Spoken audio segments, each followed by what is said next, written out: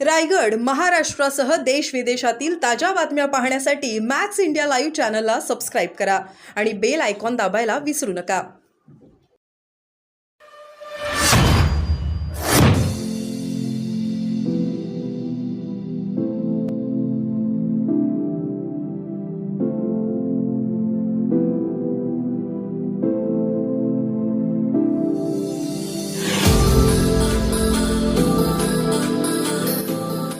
अनंत नावाने petrol pump मिळवायचा आणि नंतर बेनामी उद्योग कैसर खालीच करायचे. या पेट्रोल पंप घोटाळ्याची चौकशी पण SIT द्वारा व्हावी अशी माझी मागणी आहे. कैसर खालीदांना राजकीय वर्ग असल्याशिवाय पॉसिबल आहे का? आता जी SIT नेमली आहे, जस्टिस भोसले समिती नेमली आहे. मुद्दा असा आहे की जे जमीन घरासाठी आरक्षित होती पोलीस क्वार्टरसाठी, पोलिसांना क्वार्टर मिळत नाही.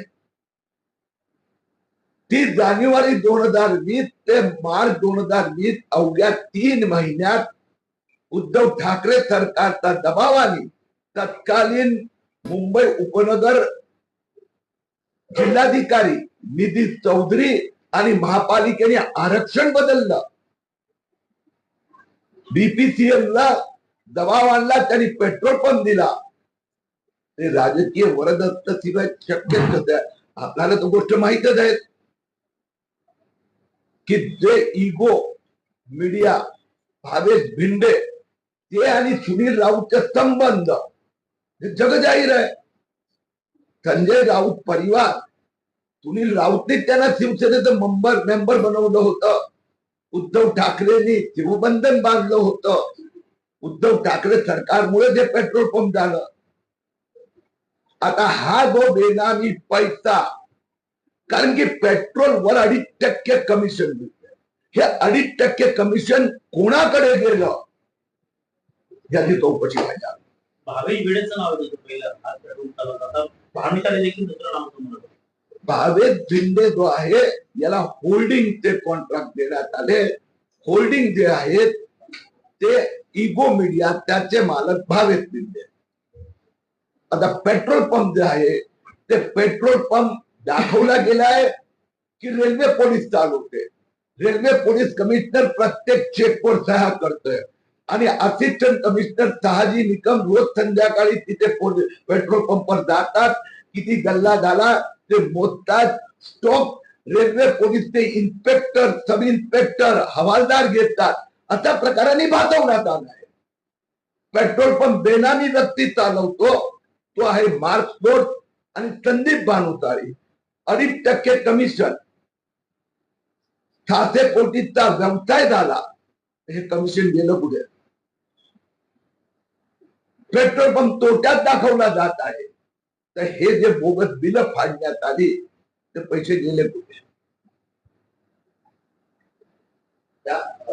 या प्रकरणानंतर आता कैसर खाली जे निलंबित आहे, अजून काय कारवाईची मागणी आहे? मला वाईट वाटतं. रश्मी शुक्ला एक खूप चांगल्या, उत्कृष्ट, धाडसी काम करणाऱ्या महासंचालक आहे. त्यांनी ताबडतोब याची चौकशी नेमली पाहिजे. आणि अशा प्रकाराने आणखीन कुठेही जर पेट्रोल पंप असेल, मला ही प्रथा माहित आहे. सगळ्यात पहिलं भायखळ्याला तर ते पेट्रोल पंप कंपनी त्याने एखाद टर्मिनल देतात, कारण की इथं पोलिसांच्या वाहनाला पेट्रोल भरण्यासाठी. हा तर इथे तर धंदाच चालू आहे. आणि म्हणजे railway police commissioner, assistant commissioner रोज पेट्रोल पंपवर जाऊन पेट्रोल विकण्याचा धंदा करतात. धन्य आहे. या जिथे पेट्रोल पंप आहे त्या आरक्षण त्याच रहिवासी वस्तीमध्ये गेल्या अनेक वर्षांपासून अतिशय डिलॅमिट झालेल्या इमारती पूर्वतील कित्येक वेळा झेंडे पडलेले आहेत. किती पोलीस कर्मचारी वारंवार आयुक्तांकडे त्यांनी देखील मागणी केली होती. तत्कालीन सरकारकडे देखील मागणी केली होती की लवकरात लवकर पुनर्वसन व्हावं. या मागणीसाठी इतकी तत्परता दाखवली गेलेली नाही. 3 महिन्यातील बंद आहे. मी देवेंद्र फडणवीसला विनंती करणार आहे, त्या पूर्ण जागेत, इमारतीत त्यात काय काय असे आणखीन काय काय उद्योगधंदे करतात, पोलीस कल्याण निधीच्या नावाने काहीतर खालीच कल्याण होत आहे अशा सगळ्या प्रकरणासाठी त्यांनी विशेष चौकशी नेमावी. इकडे थोडासा वेगळा प्रश्न. आज क्लीन चिट ईओडब्ल्यूने जे आहे ती वायकर यांना दिलेली आहे. काय कसं पाहताय तुम्ही या सगळ्या प्रकरणाचा पाठपुरावा करत होता?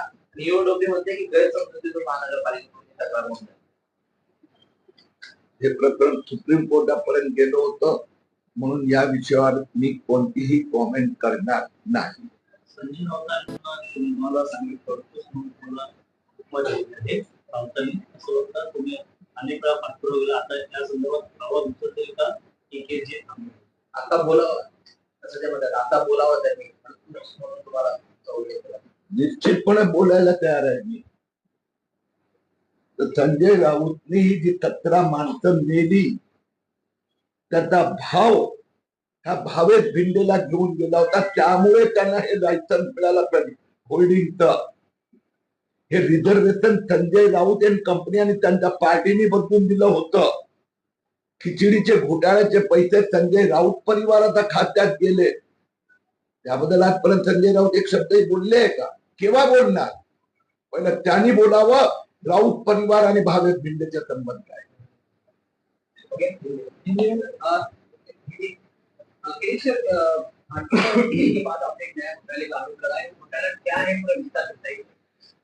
घाटकोपर में जो होल्डिंग गिरा 17 लोगों की मृत्यु, वह पेट्रोल पंप का घोटाला 25 करोड़ से ज्यादा रुपए कैसर खालिद, शहाजी निकम, संदीप भानुशाली और लॉर्ड्स मॉन्ग कंपनी ने बोगस बिल बनाकर निकाले.